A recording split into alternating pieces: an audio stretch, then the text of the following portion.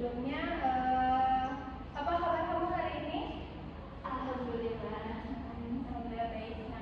Nah, tujuan kamu datang ke sini mau ada apa ya? Saya mau konseling Bu, kan saya lagi ada masalah. Ini ada masalah ya. Sebelumnya kamu sudah melakukan sesi konseling? Sudah.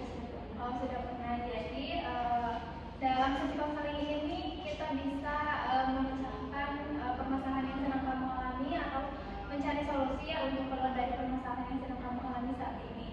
Nah, kemudian demi kenyamanan kamu, apakah boleh ibu bercerita ke guru lain atau siapa aja sih yang boleh tahu kamu sedang melaksanakan sesi konseling ini? Saya lebih nyaman hanya saya dan ibu saja. Oh, baik. Nah, sebelumnya boleh ceritakan awal mulanya permasalahan muncul di diri kamu gimana? Awalnya gini Bu, saya kan sekarang selain saya belajar di sekolah, saya mengikuti organisasi. Yang pertama itu ada OSIS, terus selain OSIS juga saya mengikuti organisasi di luar sekolah Bu, seperti perkumpulan OSIS Kabupaten Tasikmalaya. Nah, di mana saya kan harus berperan aktif di tiga-tiganya ya Bu ya.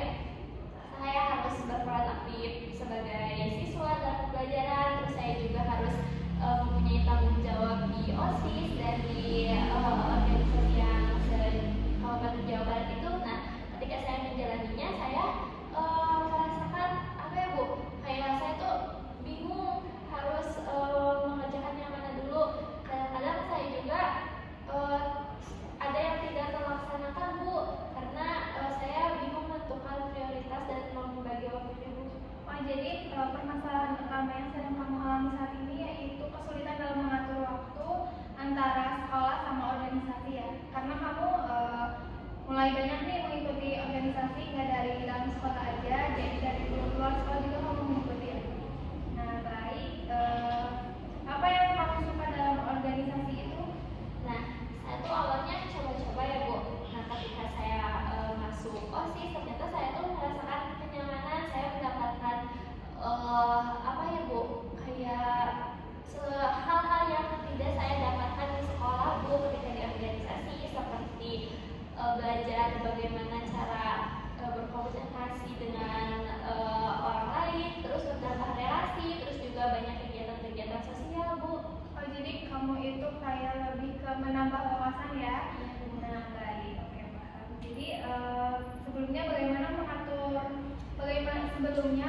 bagaimana cara kamu mengatur waktu antara organisasi dan sekolah? Sebenarnya saya tidak terlalu mengatur ya Bu, saya menjalankan semuanya secara bareng-bareng. Jadi itu Bu yang membuat saya tidak bisa membagi waktu.